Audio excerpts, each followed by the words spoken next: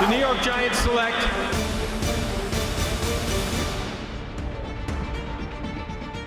Welcome, Giants fans, to the Giants Draft Preview presented by Verizon. Bob Popple, along with two-time Super Bowl champion Carl Banks, Giants General Manager Joe Schoen, and Giants head coach Brian Daboll. All right, exciting time. We're about a week away from the start of the draft.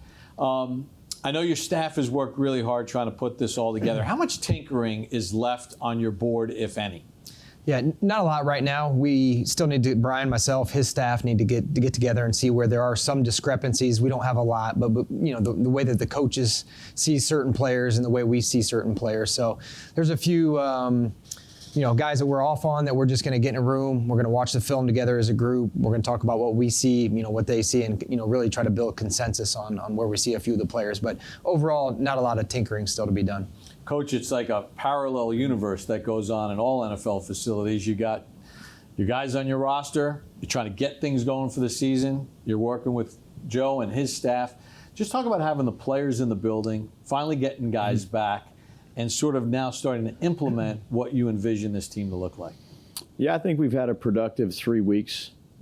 Started out with phase one, and that was just meeting with the players, and then they're getting out into the strength and conditioning program, doing the things they need to do there. And the last week here, we've been out on the field, which has been a lot of fun to have the coaches out there coaching them, seeing the players develop a little bit. A long way to go, but definitely a step in the right direction. Joe, are you afforded the love or like in the draft process? Like, you could love a guy, or you just have to like him because things could change?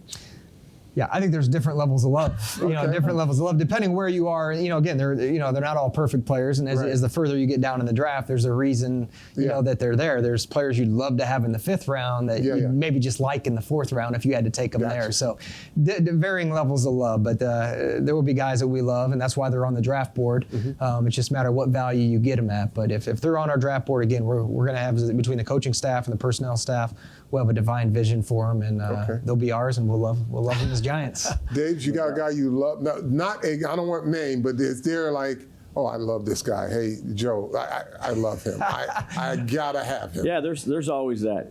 I think that as a coaching side, you watch them, and you're not afforded the whole September. I mean, these guys have done this for the past year basically, so you're just catching up, and inevitably there's guys that coaches fall in love with pretty quick, and you state your case, but you have to have an open mind. Once we draft our players, we're all on board, and we're ready to work with them. And whether they get drafted in the 1st round or the 5th round, I mean, look, there's been plenty of times where you look at a draft that happened 4 years ago and say, how in the heck did this guy get drafted in the 6th round? He should have been taken top 5. But I think that goes back to player motivation, internally.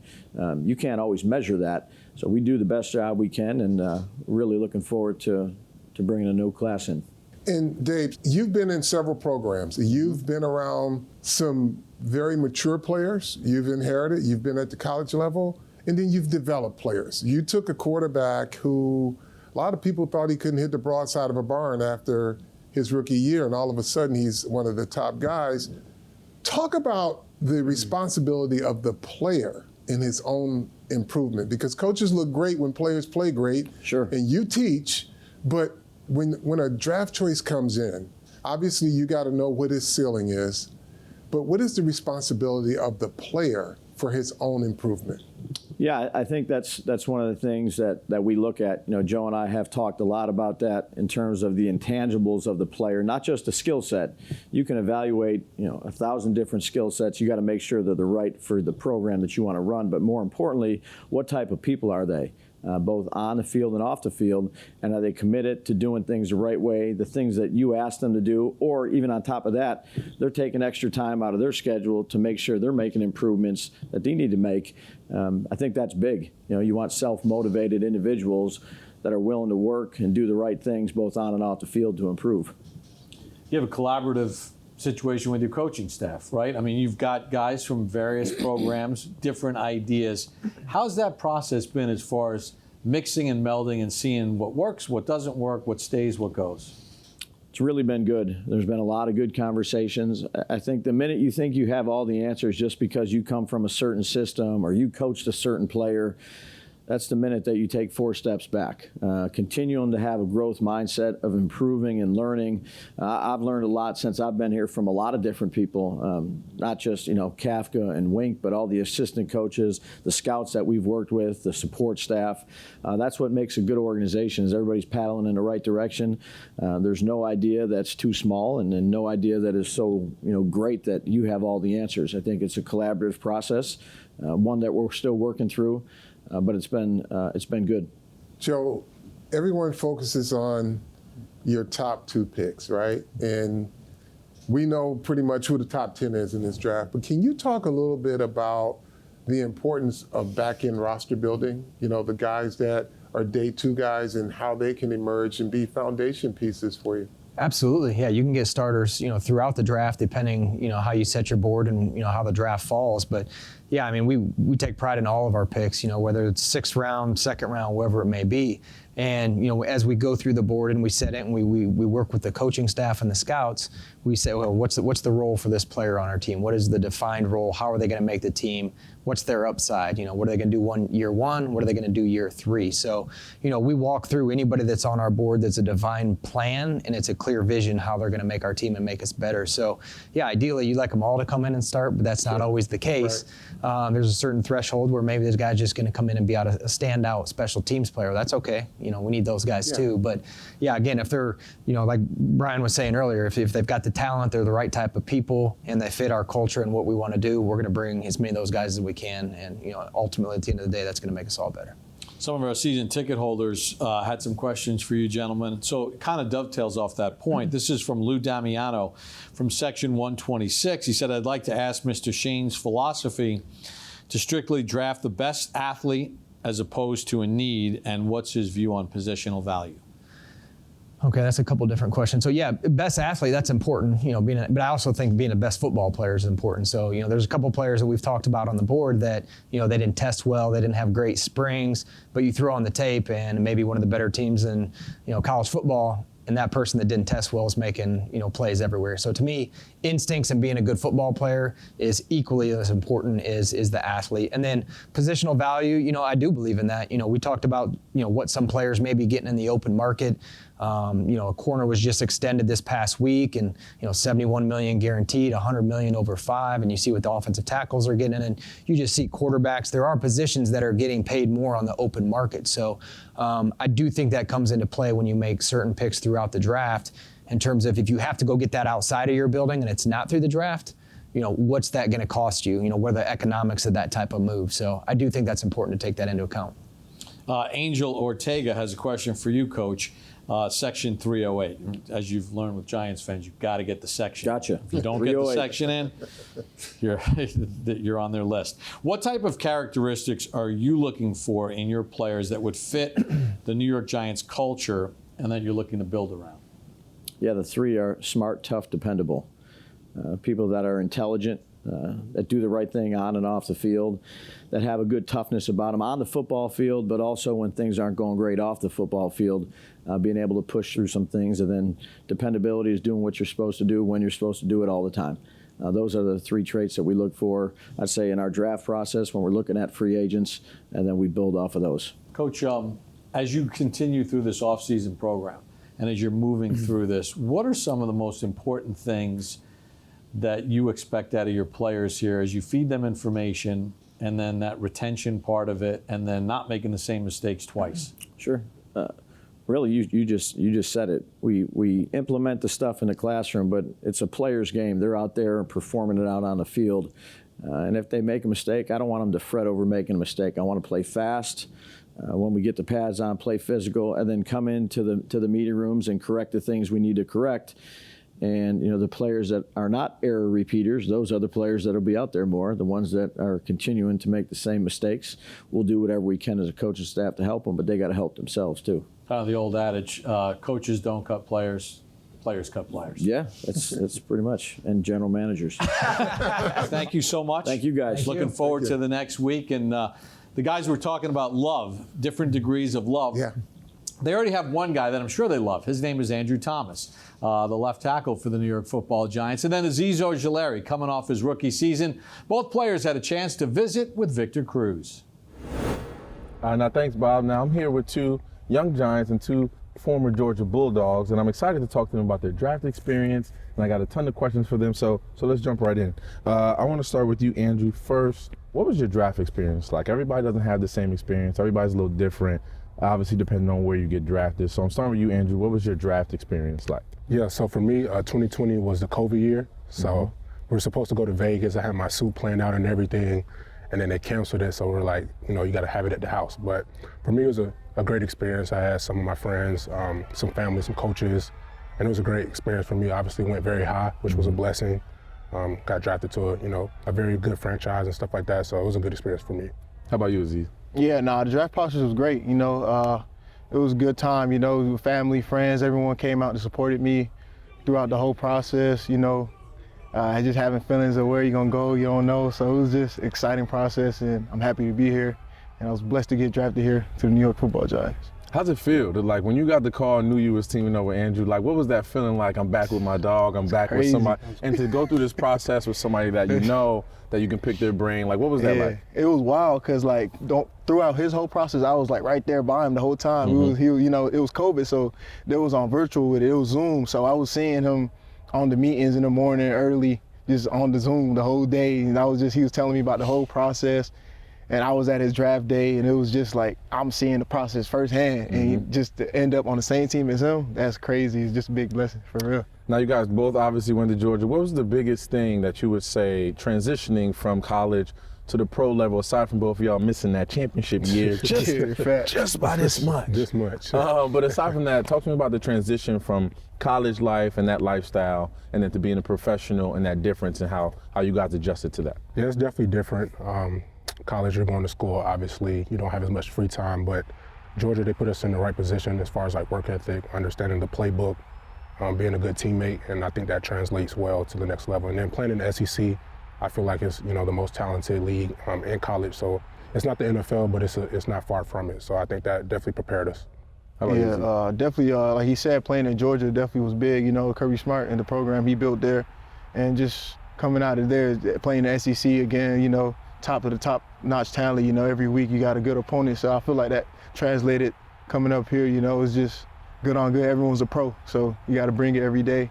And you got so much time, you just work on your game. You don't have to worry about school and stuff, so it's a big blessing. Exactly. Now, with the draft coming up, we're about to have a slew of new guys in here, rookies that are going to be bright-eyed, bushy-tailed, trying to figure out how to navigate this professional lifestyle. What's one thing you would tell these rookies? What's one piece of advice that you would give them? Andrew, we'll start with you. The first thing would be enjoy the moment, because I remember getting drafted. I got the call, they announced it on the TV screen, and I was doing media for like 2 or 3 hours after. I couldn't even celebrate with my family. And next thing you know, I'm going back to Athens and stuff like that. So enjoy the moment, because once you get here, it's time to work. You know what I'm saying? Like you're basically starting over. They don't care what you did in college. They don't care what your accolades were. You got to prove yourself every day, in and out. So enjoy that moment, and then when you get here, get to work. Right. Yeah, like you said, I'll just say take it one day at a time, Be where your foot's at, don't try to overthink everything, just take it one day at a time. Be confident, be your best, just coming to work, You're a pro now, so everybody got to bring it every day. You're a pro, so you got to be a professional. Got to put your best foot forward every time you step out there. So now fast forward a little bit, talk some football. How's it feel? I mean, even me just being in here right now feels good. I feel the energy coming from the building. How's it feel to be here, mini camp? You guys are back on the field this week. Give me the energy and what you guys are feeling. Yeah, it's feeling great. The energy is good. Everybody's spirit is up. Obviously a new system, so I think that gives us some energy as well, learning the new plays and stuff like that. But just being around, your teammates, getting back into football, not just working out by yourself is definitely something to look forward to. Dope. Now tell me about this coaching staff, Aziz. What have you seen that's just different, or just whether it's energy-wise or the day-to-day? Talk to me about the coaching staff and your early take on them. Yeah, no, they're great. Just coming out here every day, just bringing energy, juice, in the meetings, throughout the whole building, everywhere we at, it's just some type of different feeling, like a great vibe, So it's just like we translate that from the meeting rooms to the field, and everything been going smooth so far. Dope. Andrew, give me your early take on Coach Daboll. I got to meet him a little bit. He's hysterical, it's energy, but immediately he invited me to practice. Yep. If you want to break the guys down, if you want to talk to him, he was immediately inviting, which I loved about his personality. Give me your early take on Coach. Dave is a character. Obviously, he wants us to come to work every day, but he allows us to have fun, and I think he cares. I mean, Dave's will call me, FaceTime me, like, what you doing? I'm like, nothing. Like, what you want? But just, just trying to check on you and stuff like that. So I'm looking forward to, building a relationship with him. Yeah, you can see that he cares, man. I appreciate you guys hanging out with me, answering some questions. The draft is coming up, and there'll be some young guys in here doing their thing. Bob Papa, that's a wrap on these guys. Back to you. Carl, obviously, Andrew Thomas had a wonderful second season. Let's start with him. Just talk about his maturation as a player and some of the things you're looking forward to in year 3. Well, the one thing that you have to understand about offensive linemen, even the ones that come in and they do well their rookie year, they're seeing everything for the first time. So they've got to understand the opponent each and every week, what they like to do, what they don't like to do. They've got to be able to anticipate while implementing their own style of play. So it was a good thing that Andrew Thomas, and he had some injuries he had to deal with too, but like to see him bounce back and really settle into the position and understanding the speed of the game and how a defender likes to attack him, it was a really encouraging sign. All right, let's go to the other side of the ball and Azeez Ojulari, who had a really nice rookie season for the Giants. Now he's got to take that next step. He's not surprising anybody in year number 2 as he goes into it. Talk about him and maybe the fit in this new defensive style. Well, anyone that has his skill set in a Wink Martindale defense will have a lot of opportunity to have success. And it may not be in sack numbers, 12, 13 sacks, but it'll be impact plays. You'll see him always getting pressure and making impact. But here's the cautionary tale to those rookies who break out the box, right? Don't think it gets easier before it gets a little harder. Understand that the other side of the ball gets paid too, and they're going to try to do something to limit your success so you can't stop working. Obviously, you have to be strong on both sides of the line to win in the National Football League. You can talk about skill position guys all you want, but if you can't block them and you can't get after the quarterback, you don't really have a great chance of winning. And the Giants are going to try to upgrade that on both sides of the ball. So let's take you inside the trenches with Sean O'Hara and David Deal. All right, Sean, we get to do what we love to do, and that is break down the top offensive tackles and edge rushers coming into this 2022 NFL draft.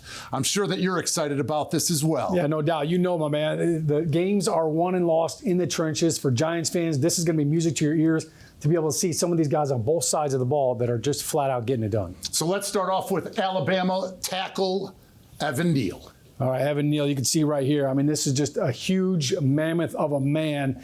He at one point was 390 pounds in high school. You can see there he is at left tackle right here.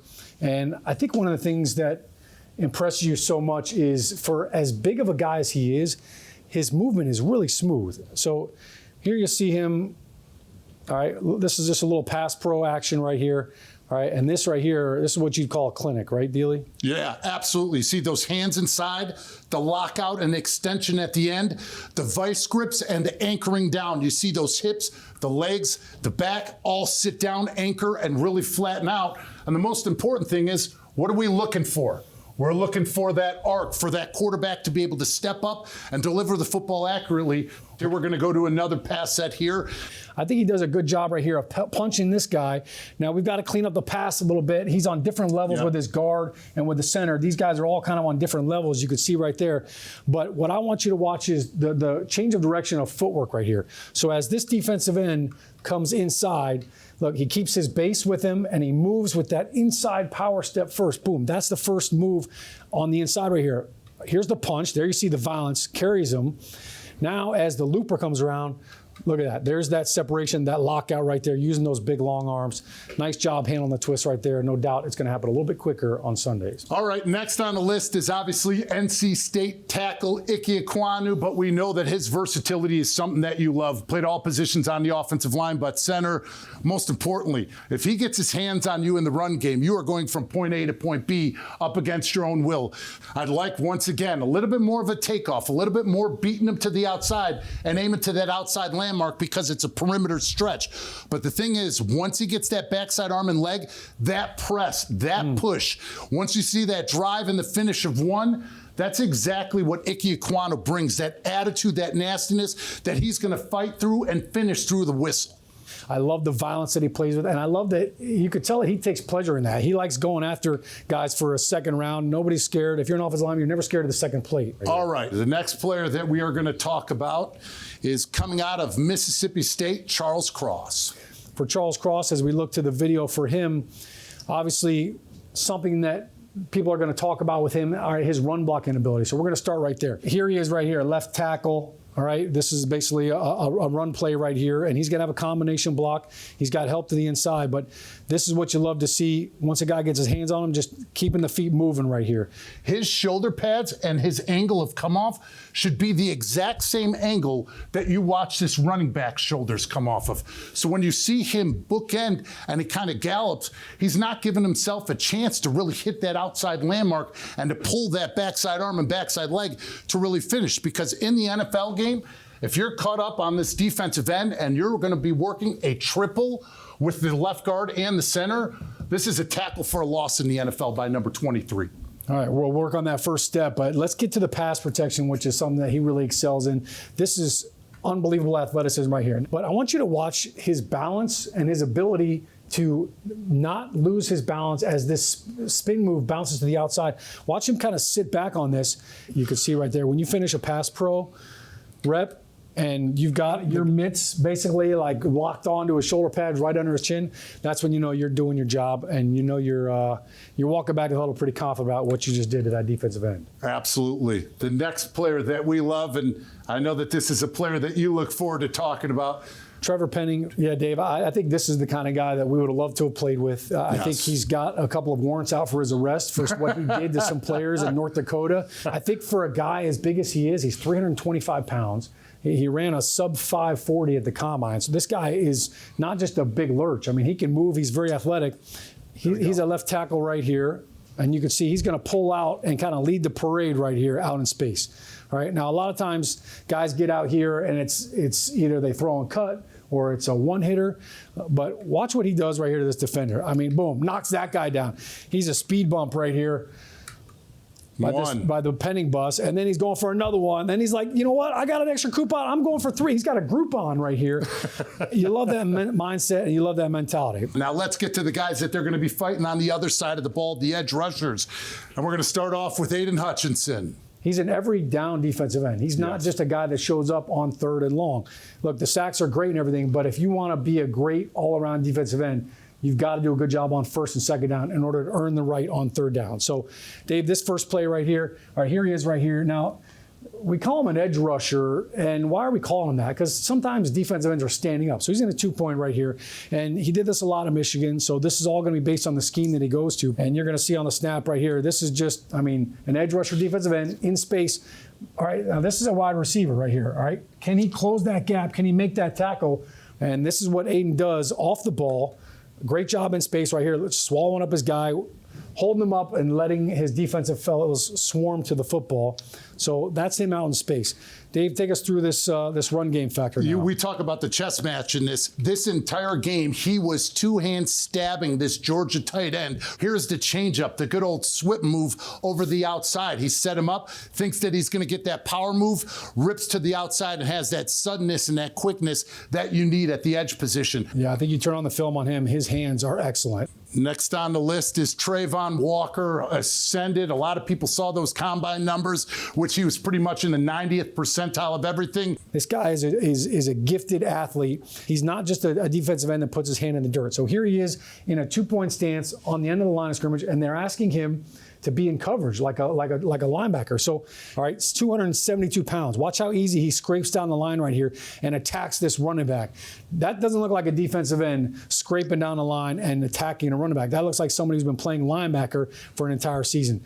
And he swallows up not just running backs, but quarterbacks as well. Obviously, the excitement of what people saw out of Micah Parsons last year is something that they're looking out of Kayvon Thibodeaux this year. But let's get into the film here and what you think about him too, Sean. There you see him on the edge right there. And when you look at Thibodeaux, unbelievably athletic guy. And when you look at his speed and his acceleration, that's one of the things that helps him. Here you're going to see him basically in the flats. Like his job right here, all right, he's covering out. This is a zone pressure right here. They're bringing pressure over on this side. They've got some a couple of blitzes going over here. So he's dropping in coverage, and he's got the flat out here. You know, everybody, their attention goes to the pass rusher, and now here he is out in space, and this is showing that athleticism and that acceleration. He's running with his fullback. Zero issues right here, tackling in space. No doubt about it. In this next clip that we're pulling up, this is what people want to see more consistently out of Thibodeau. We see an ET, so essentially he will be the first one to start to either he works through and gets penetration, or he's working to pick off this guard, put 2-on-1, and to let this defensive tackle loop all the way around. But watch his hand use. He sets up the tackle with a head and shoulder shake and then is able to swipe the hands and rip through so that he's clean. The guard can't slide over and help because he has the looper and has to try to force the twist. But at this time, it's too late. And last but not least, my favorite player coming out of the draft right now. I absolutely love Jermaine Johnson. Let's take a look at the film. When you look at these pure pass rushers, like he's got his hand in the dirt, but you could see him right here straining through the eyebrows, through the face mask. You could see him right there, just waiting for that ball just to twitch. So he's got great get off. You're going to see right here. All right, the running back's coming out like he's going to get a chip, but you could see him kind of chop the arms, chop the feet, and basically he's just going to take this tackle and plant him right back into the lap of the quarterback. All right, that is power right there. Swallows him up, finishes the sack, but that power right there to be able to turn that speed into a bull rush, that's skill right there. All right, Sean, so those are the possible prospects that the Giants can get in the first round of this upcoming 2022 draft. Back to you, Bob. Carl, the guys are talking about offensive and defensive guys in the front seven. How important, though, is it to make sure that the guy you're picking is a fit for what you want to do? You know, that's an excellent point, Bob, because when people are prospecting potential selections for a team, those outside of the war room who don't have an intimate understanding of what the scheme requires can often say, oh, he'll be great here or he's going to be good here. You've got to have conversations with coaches to understand, well, they may want more athletic offensive linemen. The game has changed. What is the offensive scheme? Do you have a mobile quarterback? Are you going to be moving your quarterback a lot? And will it require an interior lineman to get out and block the second level, not going straight forward, but around in on some of that power stuff? So those are the things you have to look at. And then on the defensive side of the ball, right? Do you need big guys? Are you playing a defense that requires that you just take up space and your linebackers do the job? Or do you need guys who can get off blocks and penetrate? So there's so much more of a science to this when it comes to picking your type of player than what those prospecting those guys are. You know, to Carl's point, it really speaks to the fact that each team has their own specific draft board. There's 32 different boards that vary dramatically. And then when you read all those mock drafts, trust me, that's why all those guys don't get it that accurate. Right. Because it's a big difference on how the team is looking at it as opposed to just looking at the prospects. One guy who looks at the prospects, understands what teams need, is Brian Baldinger of NFL Network. And he had a chance to visit with Madeline Burke. Thanks, Bob. All right, joining me now is NFL Network, Fox, Sky, and Odyssey NFL analyst Brian Baldinger. Baldy, thanks so much for taking the time to do a little bit of pre-draft breakdown. I know you've been diving into the film. Let's just dive right into it. The Giants have the 5th and 7th pick in the NFL draft in 2022. What are you thinking this team needs to do with those spots? Well, I think you got to consider all the options, Madeline. But, I mean, if you just stay there at number 5 and number 7, what a lot of people have been suggesting, an offensive tackle would look really good. It looks like right tackle is a glaring need to me. And there's a couple in this draft that might be there with the 5th pick, maybe the 7th. But, you know, Evan Neal, Ike Ekwonu, the big Ick, all those guys look like they could step in their opposite of Andrew Thomas, and this offense might look a little bit better. You might be able to see what Daniel Jones can do a little bit more, and maybe what Saquon and some of the receivers, you know. I mean, I think everything could look a lot better for Brian Daboll's offense if they had a really solid right tackle right now. Absolutely. And, you know, looking at this right tackle class, and you mentioned some of those names, is there a favorite for you? Is there a clear best tackle? It seems people have varying opinions. I feel like Icky has kind of separated himself a little bit because of just the explosive plays that you see from him, especially in the run game, his ability to take people off the ball. But I happen to be an Evan Neal fan. I like big people. Madeline, just gravitate towards him. He's a big man. He's over 6'7". He's 337 pounds. He's started 41 games in a row. And I don't know, if I'm the Giants right now, Madeline, like, durability has got to be important to me. Joe Schoen in his pre-draft press conference mentioned, I'm content staying at 5 and 7, but he admitted he's getting calls, and as one does leading up to the draft, about moving off of one of those spots. If you're the Giants general manager, what do you need to make it an absolute yes to a deal to move off of one of those top 10 picks? Well, there's a value chart, and sometimes that's an equitable exchange if you're dropping down a certain amount of slots. And I mean, you can kind of figure out what the compensation could be. It's rarely disagreed upon when two teams decide to make a trade. There's two ways of going about it, Madeline. You can do it before the draft in the next 8 days, or you can do it during the draft. Some people like the excitement of doing it during the draft. It adds something to the room. You feel like, especially when you can come out and get the player that you targeted, yet move down and gain extra picks. I mean, that's the dream of trading down, is to ultimately get the guy that you targeted all along and acquiring extra picks. If you could do that, that's usually pretty much a grand slam. So, but they could be done prior to the draft, and it could be done during the draft. Absolutely. Now, when you're looking at the draft as a whole, is there a player that stands out to you that is the number one unequivocal overall pick? Because it seems like that's another question that seems to have a lot of varying opinions. I did the Big Ten championship game this year, and I got a chance to see Aiden Hutchinson play live. And it's hard for me to believe, when you have to consider all the things you do, talent, durability, production, that he isn't the best player in this draft. I can say that Jermaine Johnson looks really talented at times, or Walker looks really, really enticing, I could name a bunch of other guys, but I just don't believe that there's a better player than Aiden Hutchinson. And I think that's what we're going to see come next Thursday night. I think Aiden Hutchinson will be the first player off the board. I don't think Jacksonville is going to get away from that. Looking at this draft, too, the wide receiver class seems to be perennially becoming a class of deeper and deeper value.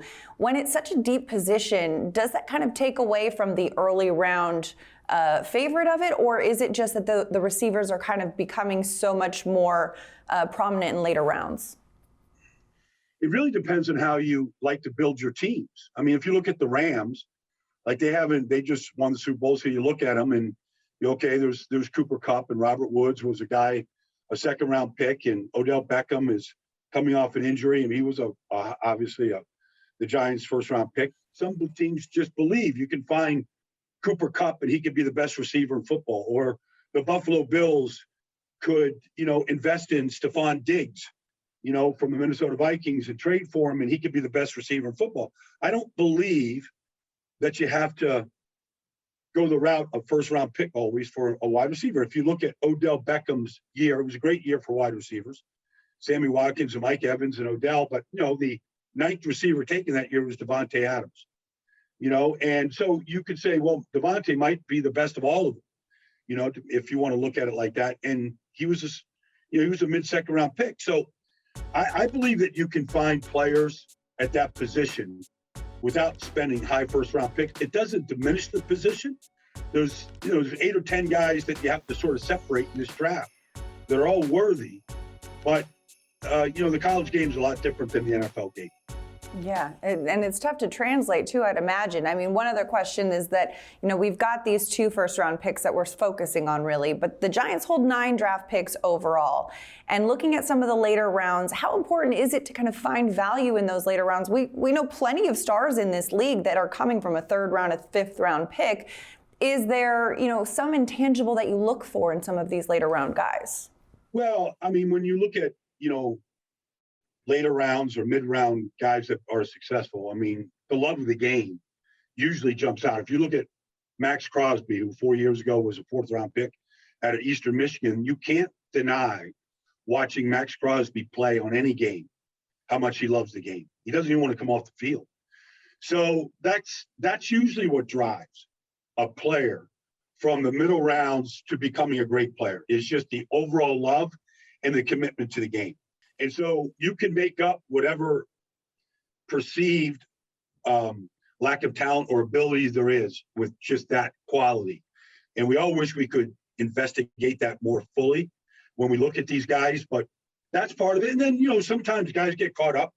If you look at a tight end like Jeremy Ruckert from Ohio State, he really wasn't used that much at Ohio State as a pass receiver.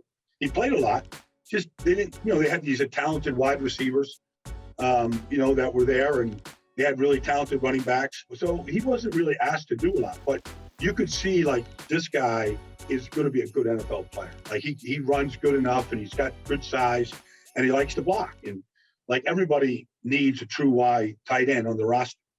Love what you do, never work a day in your life is what they say. Brian Baldinger, I know you love what you do. You take deep dives into that film, and I really appreciate you taking the time and giving us some insight. 2022 NFL Draft is starting next Thursday. Bob, back to you.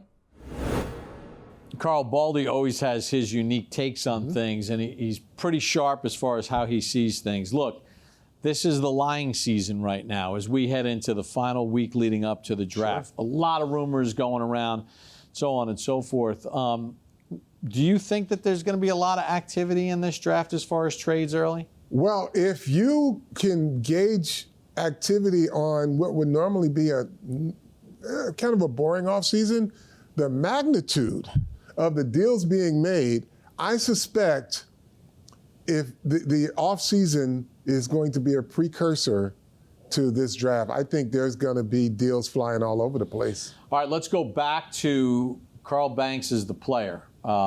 You were part of that famed draft class of '84, the Giants' famed draft class of '84. Plus you had Lawrence Taylor in '81, Phil Simms in '79, and the Giants hit on draft picks in your draft class right on through. It really is the lifeline of a team having sustained success, isn't it? Well, it is, and especially in a salary cap era, right? So you got number one, you can pick the right talent, but the talent has to be motivated. The challenge to a team that's not winning football games, there are not a lot of examples, right? So when I got to the Giants, there weren't a lot of examples, but I had Harry Carson and I had Lawrence Taylor. They set the bar extremely high for NFL caliber linebackers. So I knew I had to hit the merge ramp at 75 miles an hour. I wasn't 25 miles an hour trying to merge into what these guys were doing. So it's the player as well. Once you're drafted, then your work begins. It's going to be a lot of fun. And I encourage all of you Giants fans out there, for the latest breaking news, anything that has to do with the Giants, and then all of the Giants coverage throughout the course of the draft, the place to be is Giants.com and all of the Giants social media platforms. So for Carl Banks and our entire crew, I'm Bob Papa. Thanks for joining us for this edition of the Giants Draft Preview presented by Verizon.